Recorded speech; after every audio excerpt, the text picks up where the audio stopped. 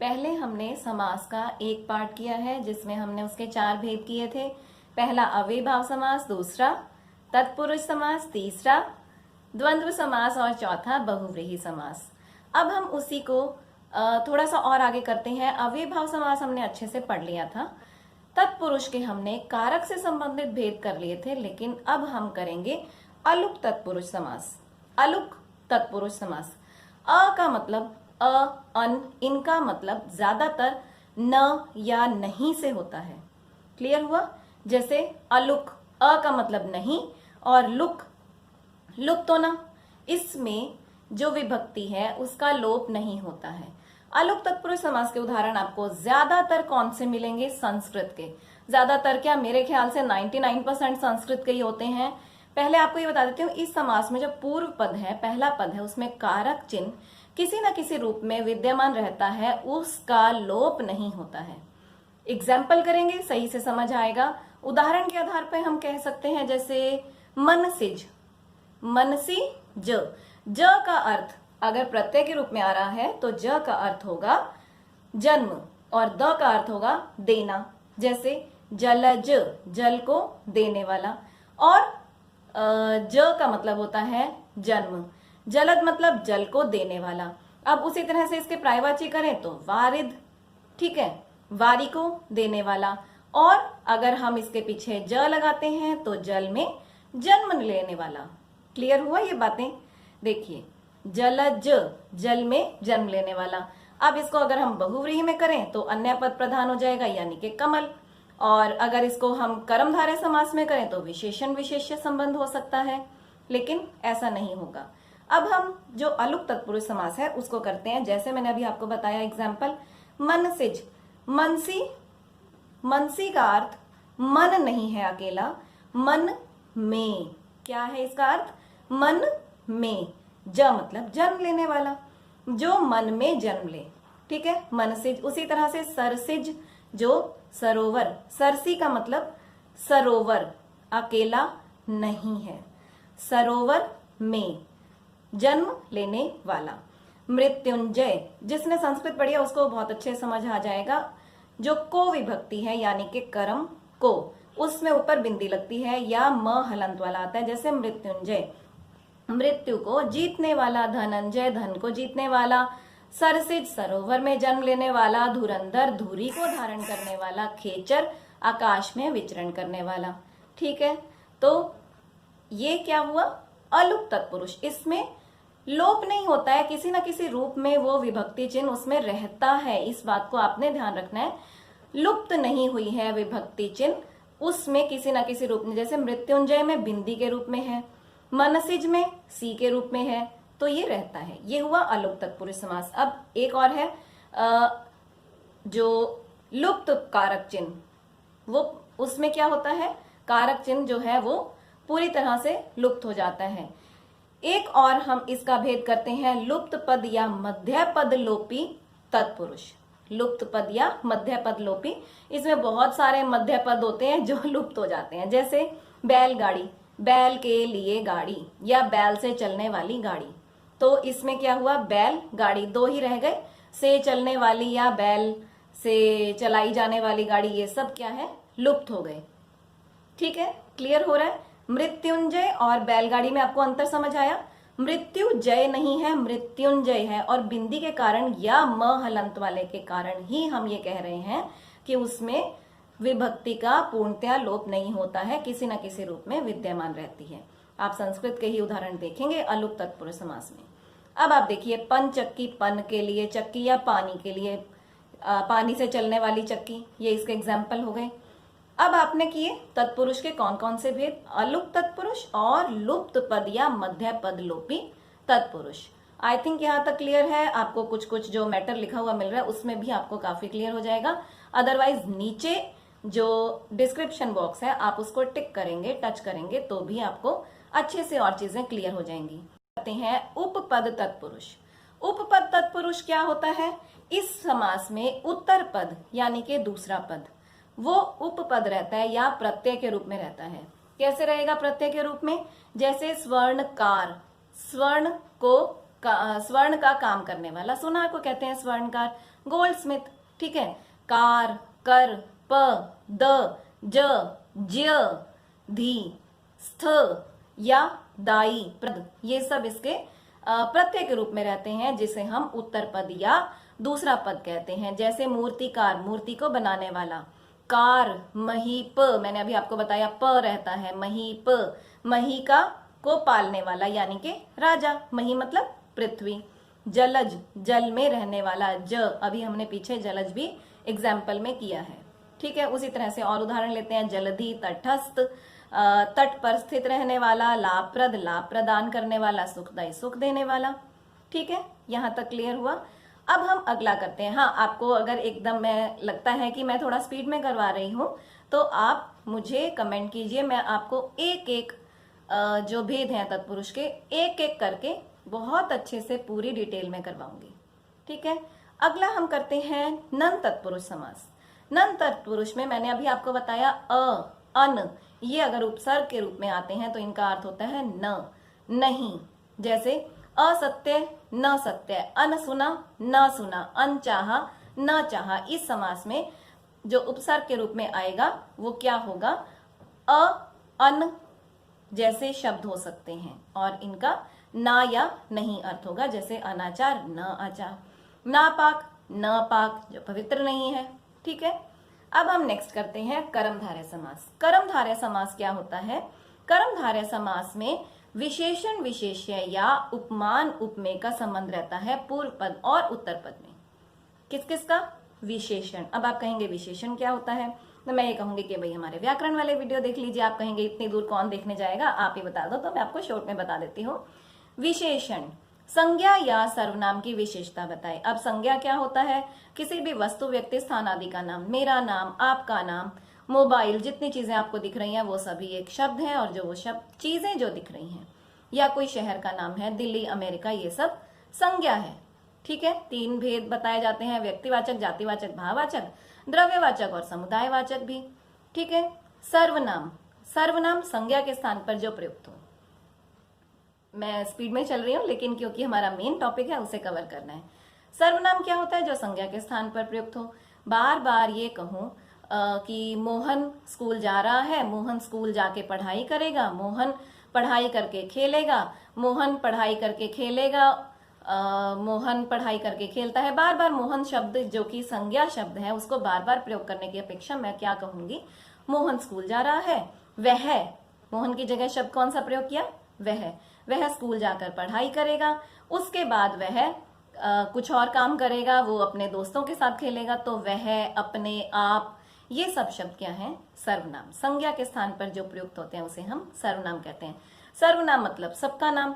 अब इसमें आप ये बात समझिए कि सर्वनाम से अभिप्राय ये हुआ कि एक तरह से इनडायरेक्टली वो संज्ञा ही है, और संज्ञा और सर्वनाम का जो विशेषता बताए उसे हम विशेषण कहते हैं, ठीक है। अब दूसरा क्या था? विशेषण विशेष्य संबंध। जिस संज्ञा या सर्वनाम की विशेषता बताई जाए वो क्या हुआ? विशेष्य। कैसे? नील कमल, नीला कमल, नीला विशेषण, कमल क्योंकि कमल की विशेषता बताई गई है, वो नीला है, लाल है, काला है, पीला है, ये बताया गया है, तो कमल क्या हुआ? विशेष्य। दूसरा मैंने आपको बताया उपमान या उपमेय का संबंध होता है। उपमान जिसकी तुलना की जाए। उपमान या उपमेय को अच्छे से देखने के लिए आप जो उपमा अलंकार का वीडियो है उसे देखिए, आपको अच्छे से क्लियर हो जाएगा। लेकिन अभी इस बात को समझने के लिए यहीं पर मैं आपको बता देती हूँ। उपमेय जिसकी तुलना की जाए, ठीक है। अगर मेरी तुलना की जाए कि अरे ये तो वो एक मैम है उसकी तरह पढ़ाती हैं, तो ये मेरी तुलना हो गई, तो यहाँ पर मैं क्या हो गई? उपमेय। अब एक प्रसिद्ध व्यक्ति, ज्यादातर प्रसिद्ध व्यक्ति या प्रसिद्ध उपमान, प्रसिद्ध चीज ही उपमान होती है। जैसे चांद सुंदरता का प्रतीक है, ठीक है, तो उसे हम कह देंगे चांद जैसा सुंदर। चांद क्या हो गया? उपमान। महात्मा गांधी जैसे सत्य बोलते थे वैसे ही वो भी बोलता है, तो वह क्या हो गया? वो हो गया उपमेय, और महात्मा गांधी उपमान हो गए। या फिर बच्चन, हरिवंश राय बच्चन जैसी कविताएं करता है तो हरिवंश राय बच्चन उपमान हो गए, और जो कविताएं उसकी तरह से कर रहा है वो क्या हो गया? उपमेय। उनके पुत्र अमिताभ बच्चन जैसी हाइट है तो या अभिनय है तो अमिताभ बच्चन उपमान हो गए, और जो वह व्यक्ति है जिसके बारे में हम बात कर रहे हैं वो क्या हो गया, उपमेय। क्लियर हो गया? एग्जाम्पल से क्लियर हो जाता है, नहीं होगा तो आप मुझे कमेंट कीजिए, मैं आपको और अच्छे से डिटेल में बताऊंगी। अब इसके एग्जाम्पल करते हैं। नील कमल, नीला है जो कमल। सद्व्यवहार, वह व्यवहार जो सत है, अच्छा है। सदाशय, सत है जो आशय। सज्जन, सत है जो जन। खुशबू, बदबू, इसको देखिए, बू का मतलब ज्यादातर लोग बुरे में लेते हैं, बुरी गंध में लेते हैं, लेकिन बू का अर्थ होता है गंध। उसके आगे खुश लगाते हैं तो वो खुशबू हो गया, और अगर उसके आगे बद लगाते हैं तो वो बुरा हो गया। जैसे खुशबू, खुश है जो बू, बू मतलब गंध। गंध का अपना कोई अच्छा या बुरा नहीं है, उसके आगे खुश लगाने से वो खुशबू हो गई, और बद लगाने से वो बदबू हो गई। क्लियर हुआ यहाँ तक? का पुरुष, कायर है जो पुरुष। महात्मा, महान है जो आत्मा। यहाँ तक क्लियर हुआ? अब इसी क्रम में हम आगे करते हैं द्विगु। द्विगु तत्पुरुष कहूंगी मैं, कहीं द्विगु समास भी दिया जाता है। द्विगु तत्पुरुष में क्या होता है? द्विगु मतलब दो गायों का समाहार। गिनती होती है, गिनती तो हमें पता ही है, 1 2 3 4 100 करोड़ लाख, जितनी मुझे नहीं आती उतनी, ठीक है। तो ये हो गया द्विगु समास, जिसमें पूर्व पद हमेशा कोई ना कोई गणनावाची होता है। अब पूर्व पद गणनावाची होने के कारण वो विशेषण भी हो सकता है, ठीक है। जैसे चतुर्युग, 4 युगों का समूह। अब 4 युगों की विशेषता बता रहा है तो वो विशेषण विशेष्य संबंध हो गया। अब आप कहेंगे कि वो कर्मधारय क्यों नहीं है?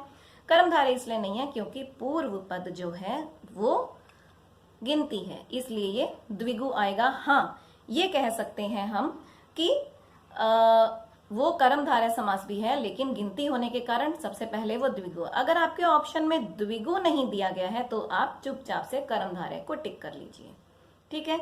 लेकिन अगर द्विगु ऑप्शन दिया गया है तो आप द्विगु को ही टिक करना, ताकि गलत ना हो। जैसे कि मैंने कल आपको बताया था, वैसे मेरे हिसाब से 4 समास के भेद हैं।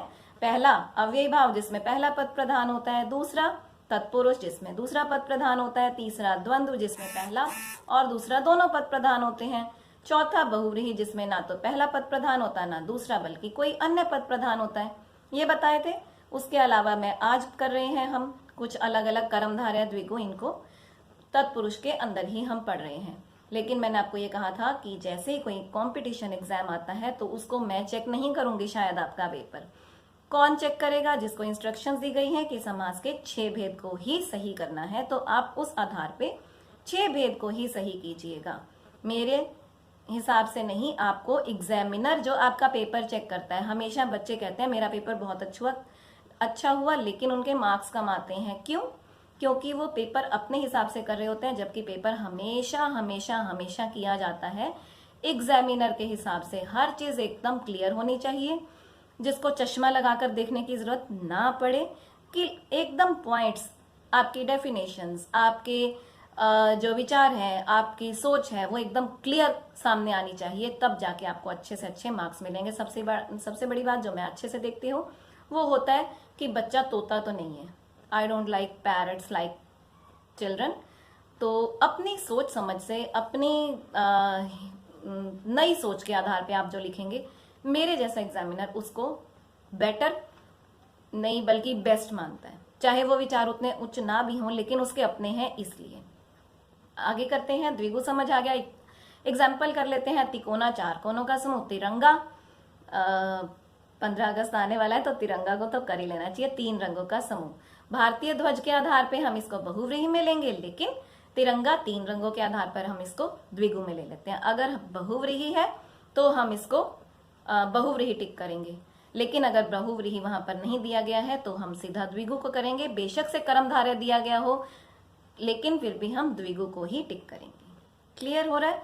नहीं समझ आ रहा है? प्लीज प्लीज प्लीज आप कमेंट करके पूछिए, मैं आपको एक एक चीज क्लियर करके दूंगी।